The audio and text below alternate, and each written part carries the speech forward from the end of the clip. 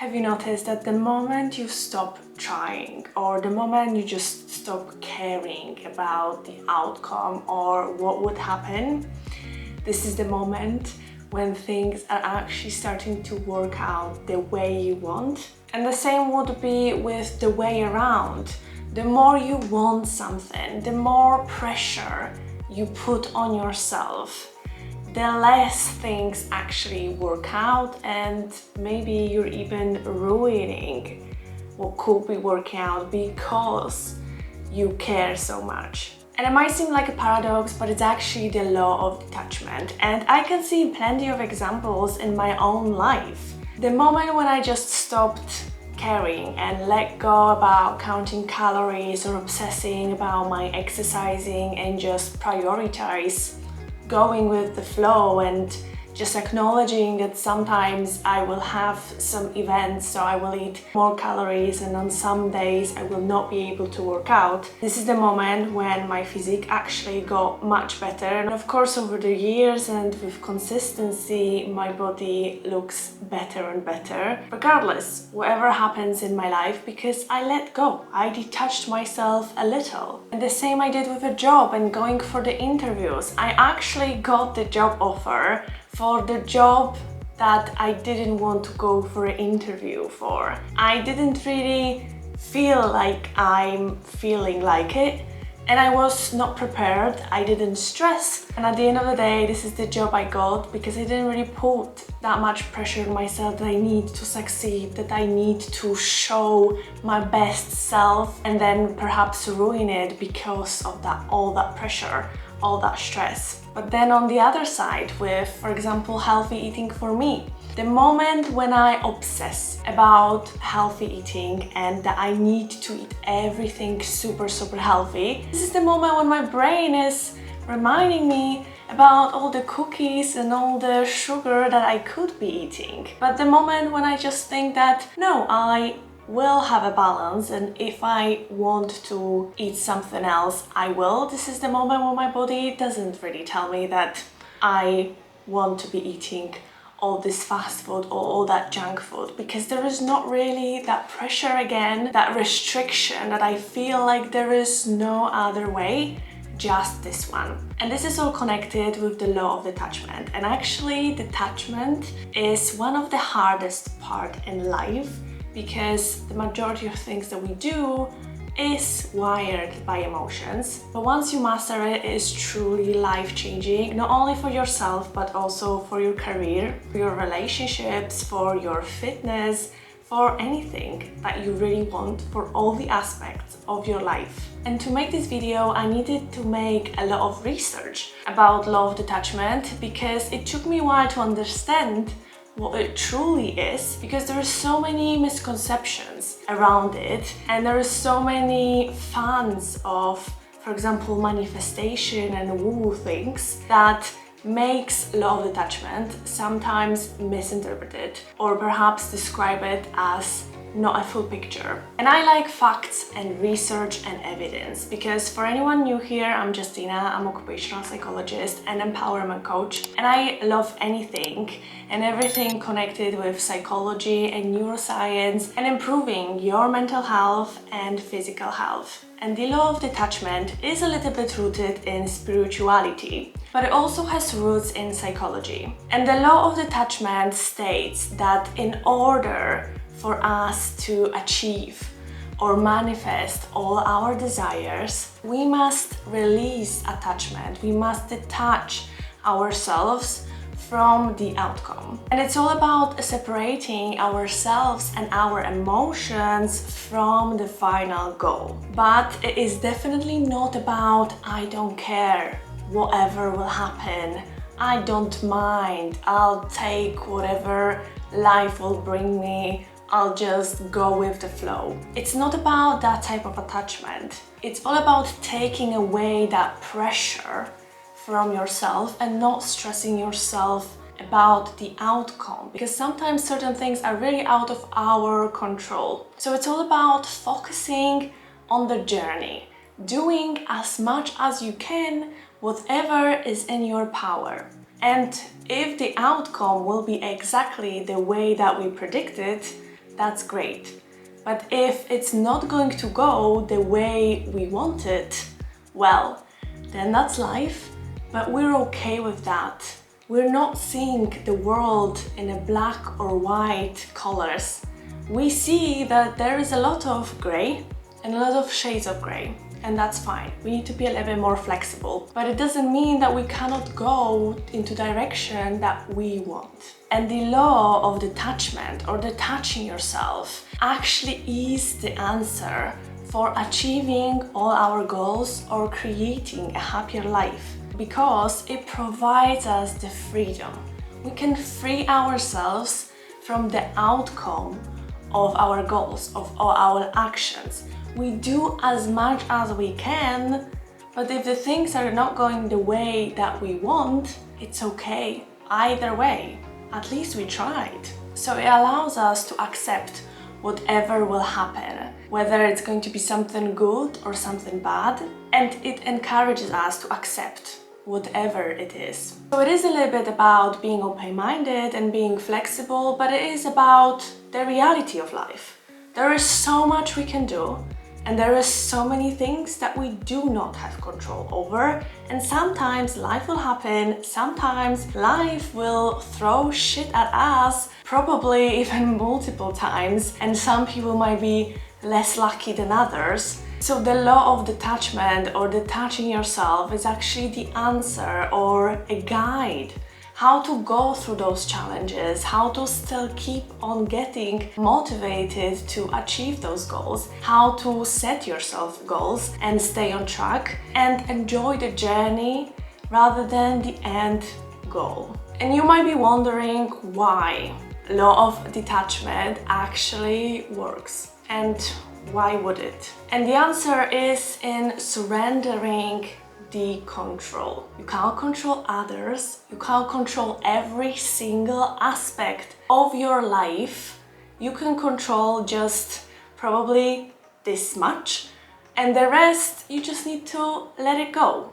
You can increase your chances of winning in something, but certain things are just not worth stressing about. And the moment when you just stop obsessing about the outcome, stressing yourself out, this is the moment when you open your mind a little bit, you see a bigger picture, and you might be even open for more possibilities. If you feel like you just see one path and the things are not going your way, you might feel frustrated because you just see one path for that goal. If you allow yourself to be a little bit more open-minded, perhaps you will find out that there is multiple ways to achieve the same goal, maybe even achieving other goals along the way. And this open-mindedness, this release of stress, it's finally the answer for your anxiety, for letting go. Stop holding on to the things that are just not working out for you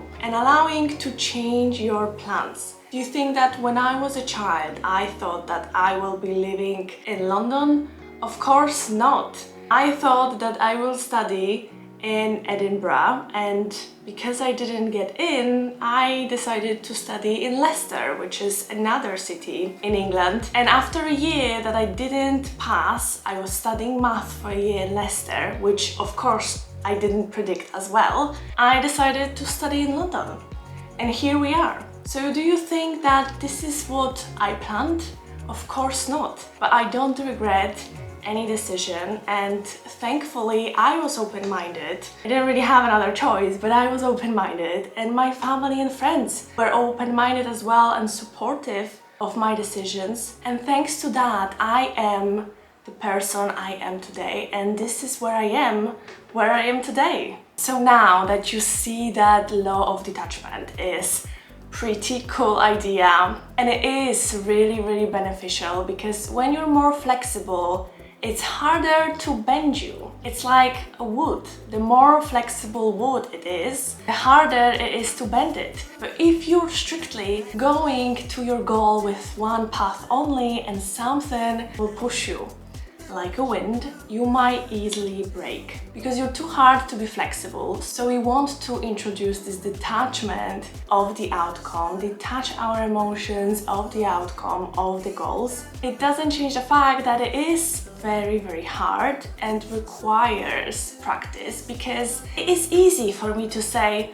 oh, just don't worry about outcome. Just try not to think. Just try not to stress about it. But it doesn't change the fact that if you want something so badly, you really want to make it work. Those high expectations put a lot of stress on you and a lot of obsession and anxiety if things don't go the way you want. So of course, the first thing would be to understand that there are certain things that you do have control over, like your actions, your thoughts, your intentions, your mindset, the people that you surround yourself or the environment you create. You do have control over those, but there are certain things that you don't have control over, and you need to let go of trying to control those, like other people's behaviors and their actions and their intentions, or perhaps people's health, or certain decisions that are made by others, or the weather, or something else. There is just so much you can do, and certain things just cannot be controlled by you. So that's why I love this theory from Mel Robbins called Let Them, that you just let other people behave or do whatever freaking they want, because you cannot really control them. And even if you're trying, they might feel pressured or imprisoned, and they might do exact opposite. So sometimes it's just better to let them and stop stressing yourself about it, especially about the things that you don't have control over or the outcome of that situation. For example, I would call myself a complete control freak until I realized that I can't really change my family's behavior. I wish they did behave differently or say other things, but whatever I can do right now is take care of my own behavior and my own actions and my own words towards them, so perhaps later on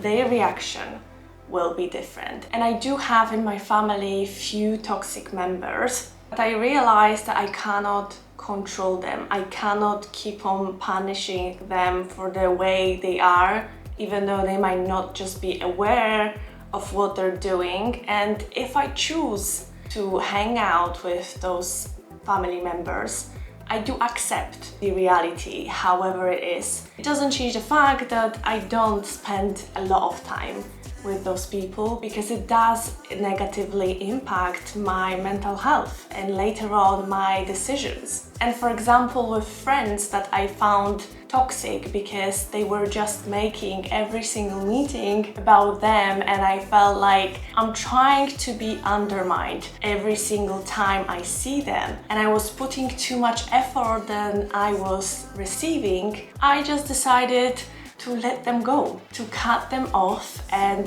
unfortunately, later on I've noticed that I was the only one who was trying to nourish that friendship, and the moment I stopped trying, the friendship just disappeared. But that just showed me that they were not right for me, and it was just too much effort from my side, and only my side, to keep on wasting my time and energy. So understanding what's actually in control, it's definitely a key, but also practicing how to detach yourself from little things to later on bigger and bigger. And a good method is a comparison, or looking at the brighter side of the things if they don't work out, or asking yourself, what's the alternative solution? So for instance, if I really wanted a certain job and I was under the pressure to perform the best on my job interview, I would ask myself, what will happen if I don't get it?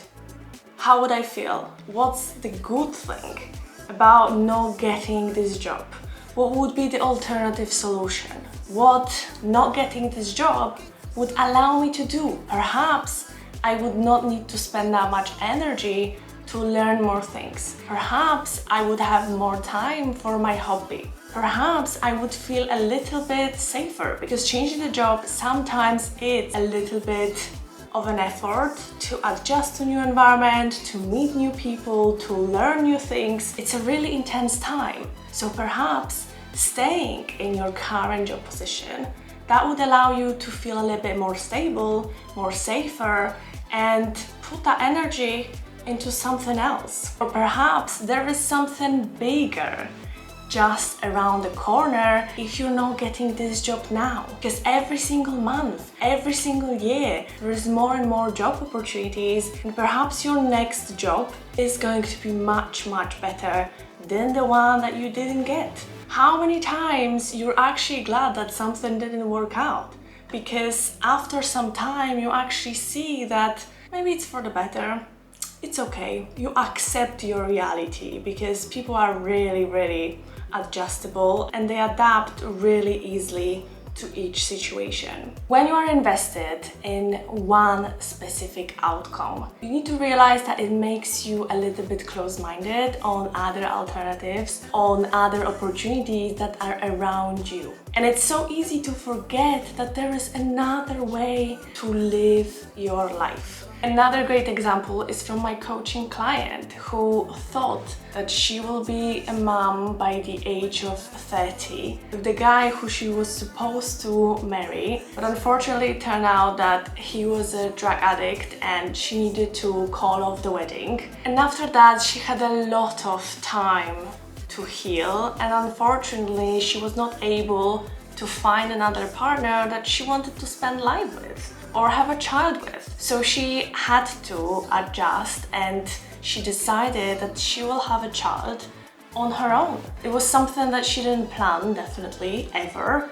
But later on, the more she was getting comfortable with the situation she was in and so many things that she couldn't control, she decided to look at the alternative options. So looking for opportunities or taking into consideration options that you didn't think you want is definitely a way to open up your mind and look that perhaps if things are not going to work the way you want, it's not the end of the world, and it might be actually even better, and you might learn a lot.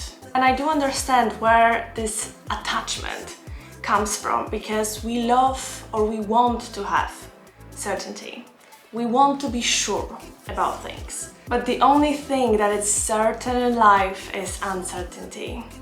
So we cannot be sure about anything. But yet we do have so many expectations, sometimes extremely high and sometimes extremely off to certain people. For example, in relationships or in friendships, we do have expectations towards that one person, and then there might be a lot of conflicts because they didn't meet your expectations. And this is a little bit ridiculous because you put those expectations onto the person without knowing them. So once you release those expectations and actually try to meet a person for who they are or who they will be with you together, this is the moment when things are working out. Because you don't expect stuff based on your imagination or based on who you are. You're adjusting your expectations to the reality, and you're adjusting the expectations to the person you are with. And then you need to embrace the uncertainty. You can't control everything, and sometimes you just need to let it go and let it happen. So it's also all about acceptance, that certain things are out of your control and you can do as much as you can, and the rest is just up to other people. This acceptance of the reality that not every factor is up to you is really key to let you be in peace and not stressing yourself out about the things that you cannot control. It's a waste of your time and it's a waste of your energy. And in the meantime, you can focus on personal growth, of reading and improvement books, or developing your hobbies, or doing something else, and doing something for yourself. And the most important thing, I guess, is staying present, enjoying the moment, instead of worrying about the future, something that didn't come yet, and you will have time to worry about it once it comes and once it's going to be something bad. But we tend to worry about things that will never happen. 99% of our things that we tend to think about or overthink will never happen. So we're wasting our time, the most precious resource that we have in our life, on something that will not matter. So that's why this detachment, this law of detachment is really beneficial for you. And you detaching your emotions from the outcome is going to make your life much simpler. But it's all about looking at the alternative options, being a little bit more open-minded, focusing on yourself and looking at the bright side of each outcome to release yourself from stress and anxiety. But if you want more tips about self-improvement and how to think more positively and detach yourself from those negative emotions, from certain scenarios, definitely check out my previous videos, but definitely practice thinking outside of the box. And that's everything today. If you found this video useful, leave a comment down below and don't forget to subscribe, not to miss my next videos, and stay in the loop to get more tips about how to improve your mental health and your overall well-being. And I'll see you in the next video.